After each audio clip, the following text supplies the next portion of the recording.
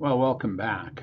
After the last video that I put up on Grief's 5 Paths, I realized that there was some extra material that I wanted to cover, but in consideration of brevity, I chose not to include it. So this is an addendum to Grief's 5 Paths, if you will. It's information that came out of the study that I think is very useful for clinical practice. And we'll begin by looking at the personal consequences of spousal loss. Remember that we're really talking about people over 65 who have lost their spouse due to illness or accident. And what they experience and what learnings we can take from it.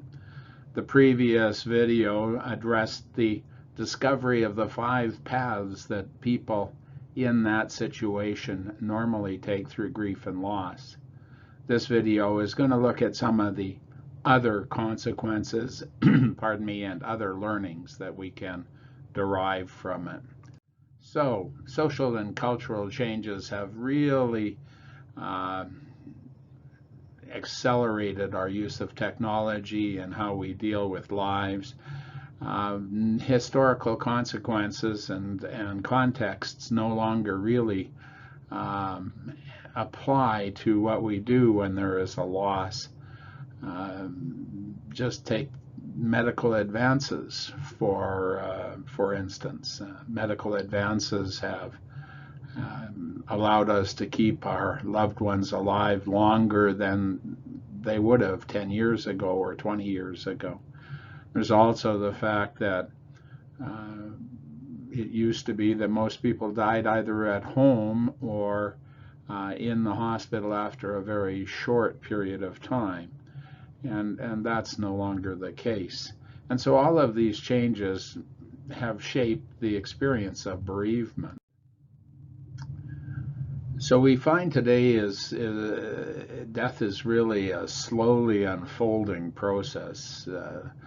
You're diagnosed with an illness, and it may take months or even years before you finally succumb. I had a friend who was diagnosed with a brain injury, who was told he had 6 months to live, and 8 years later, I was still having coffee with him on a regular basis. Now, he did die in his 9th year, but there is a huge difference between 6 months and 9 years. And so when we talk about that process, we often notice that it's a debilitating illness, often involving either hospital or hospice care. And it makes the transition from spouse to widower a very gradual process. It's not sudden. It's not often that it's sudden. And it's, in many cases, accompanied by caregiving duties. From my own family, an example is that my mother had senile dementia. My father, who was a physician, quit his normal routine and was her caregiver for the last 10 years. And so he was dealing with the transition of being a partner to my mother to being a caregiver for my mother, and finally a widower. And you'll remember grief's 5th path, and that is the path where the person is depressed before the death and then recovers quickly afterwards. The survivor often ignores their physical and emotional health during this period, and this has profound effects on them. I can tell you that for my father, the effects on him were huge. He put aside all self-care. He was a health nut. He used to run daily, and just dedicated himself to my mother, putting aside his own health. And so when she died, he was not in the same condition that he was in before her illness. But what we found with him was really true to form from this report. His widowhood was not distressing. There was sadness. He and my mother, I think, were great partners, but he had now dropped all the caregiving duties, and he was able to look after himself and take another look at some of the interests in his own life. He displayed amazing resilience and quickly readopted many of his old activities, albeit at a lesser level than they were before. But still was able to do that. There was some display of distress, but nothing compared to one of the other paths normally associated with grief and loss. And what I found was that even though I expected him to have to work through grief and loss, that wasn't his experience. And to take him down that path wasn't helpful to him at all. And so again, he paralleled what this document, the clock study, is talking about, where working through the loss was not beneficial to him. He didn't experience intense distress, and there was no diminishment of distress over time. The death of a broken heart, well, I'm almost in agreement these days that that is fictional. I don't know that there is evidence to support me in that, but the clock study believes that there isn't a lot of evidence to support that. The areas that it does highlight, I think, are pretty important. It may have been in a couple where the partner who has died was the person who looked after the health and well-being of the couple, specifically physically health, good diet, exercise, etc., or frowned upon harmful behaviors, smoking and abuse of medication or alcohol, was the person who died, and it has a huge impact on the survivor. And one of the things that we know is that women do much poorer than men. There was a podcast that was featured on the Canadian Broadcasting Corporation not long ago that was an interview with numerous women who had lost their spouses, and they talked about how they had not done as well as they had done in married life.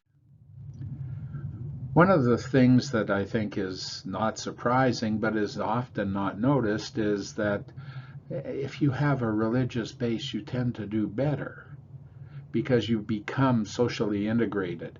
And if you give support to others that are experiencing some sort of distress, rather than receiving support from others, you're probably going to recover faster. Both are ways of coping with grief and loss, but supporting others seems to be more helpful. It reminds me of my own experience. It's 10:55 a.m.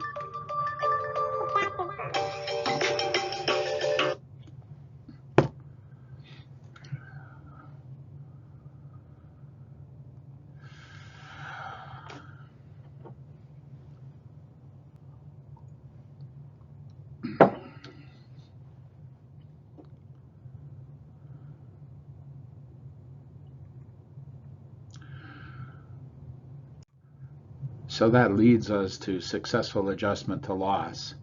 And how do we do that? We need to note that it's not only emotional adjustment that we're talking about, but also our ability to cope with pragmatic challenges that life faces us with. These become secondary stressors if they're not addressed properly. And it takes me back to a story of a woman that I worked with a number of years ago who, at about age 68, lost her husband. And she was seeing me on a regular basis and doing very well until about the fifth or sixth week, or sixth session rather, which would have put her into about the third month. And she came in very distressed and really grieving the loss of her spouse. And as we explored what was happening for her, she divulged that her husband had looked after paying the bills, and she was getting threatening letters from the bank and from utilities, etc., because she didn't know how to do it. And these were now becoming huge stressors in her life.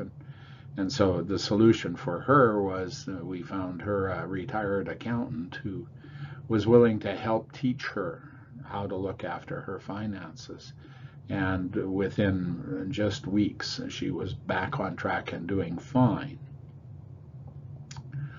And we also find that gender-type socialization is not helpful because men are not always the breadwinners these days. In fact, we have numerous examples where women's earnings far exceed men's earnings, and many men choosing with their partner rather to become the house person and look after the children if there are any. Which leads us to the fact that women are not always the homemakers, that the mothering duties may fall to the male, and he may take on the role of homemaker. Grief is useful as a biological trait. This was, for me, an amazing finding. You know, all of these things have relevance when we talk about how man survived over the centuries. A special kind of sadness shaped to cope with challenges posed when a loved one dies is what we are talking about when we talk about grief. And so we find that sadness or that depression associated with grief tends to take us away from actions that are no longer appropriate. And so we avoid, in many cases, similar losses. And this helps us move in a preventative manner. Ruminating on a loss may be productive as it helps prevent these similar losses. And so somebody who dies of cancer and the partner ruminates on the fact that cancer was the cause of death due to smoking may cause the other partner, the surviving partner, to stop smoking. Also, one of the things that I find fascinating is that as we age, love as we knew it as teenagers doesn't exist. And what we really replace that with, in my opinion, and in the opinion of the authors of the study, is commitment. People develop an understanding to help one another, even in the absence of any immediate payoff. And that's truly what being a member of a couple has been about. We also find that there's a lot to be learned from watching Widowhood when we look at it through the lens of a quest for meaning and continuity. Noting specifically that significant losses disrupt self-narratives, and so we change our story about ourselves and may disrupt our sense of autobiographical continuity. Our picture of ourself into the future is disrupted. Contrary to current practice, grief therapy may only be effective or needed for the 15% in chronic grief. And I think this has a huge impact on the counseling industry who, at least in my experience, will bring people in and pathologize rather than normalize their experience as they go through the loss of a spouse. So what are our implications for practice? Well, there are several. Most grief interventions are not helpful and may be harmful. So I think that requires that we rethink what it is we're doing. There's no sound or empirical evidence for delayed grief. And I can remember taking classes where delayed grief was often a topic that was thrown out, never really discussed or supported by evidence. The nature of the relationship appears not to affect the experience of loss. So ambivalent or conflicted relationships may not be as important as we once thought they were in determining how a person expresses their grief over the loss of their spouse. The other things that I think everyone is aware of, but we sort of give lip service to and brush off, and that is there are not sufficient services or programs to meet current or projected needs for seniors who lose a spouse.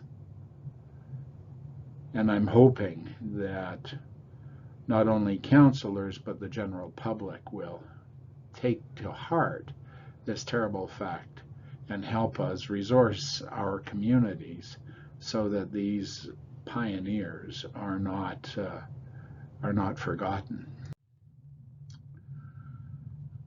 Also, we tend not to look at divorce, childlessness, gay and lesbian relationships, etc., and how they will shape the way bereavement is experienced and may well transform it. I think that's terribly important. You know, if you are a divorced person and the mother of your children, your first partner or second partner, dies, do you go to the funeral? What do you feel about that? How do you support your children? I'm not sure that those questions have been studied adequately. Gay and lesbian relationships are going to really come to the fore as we have finally come to recognize gay and lesbian relationships in our society. Well, they have been a part of disenfranchised grief, and in many cases still are. But the movement is to more recognition, and now is our time to have a conversation about what is helpful in terms of supports for them. So that's the summary from the book Spousal Bereavement in Late Life by Carr, Ness, Workman, etc.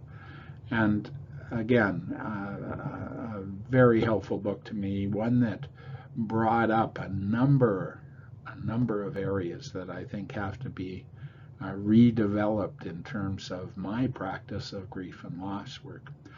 I hope you found this helpful, and I hope that you'll visit this area again. I tend to try and post another video at least once every 2 weeks, hopefully once every week, with topics related to grief and loss or trauma work or in the near future, hypnosis. Thanks for watching.